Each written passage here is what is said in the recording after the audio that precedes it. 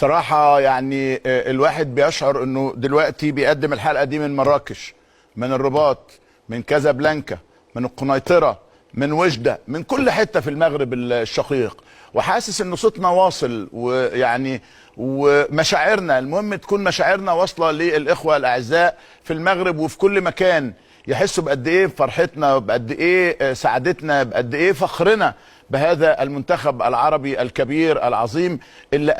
اسعد الجميع. بحاول ان انقل لكم بقدر الامكان نبض الشارع المصري والناس كلها، وبشكر معالي المستشار محمد عثمان نعمان، يعني زوج الفنانه الكبيره النجمه الجميله جنات، الحقيقه انه يعني لم يتاخروا عن تلبيه رغبتنا انها تكون موجوده معانا، وعشان تنقل هذه الفرحه للناس كلها من اولها لاخرها بصوتها الجميل وادبها الجم. يعني عايز اقول لكم دي من الشخصيات المحترمه جدا جدا، وسبق ليا اكتر من مره اني سجلت معاها، لكن انا كان يهمني الحقيقه ان انا اوصل الفرحه للناس كلها، كان يهمني ان انا اوصل المشاعر للعالم العربي كله. وانا عملت قبل كده على الهوا حاجه بعملها تاني، وبقول للمغرب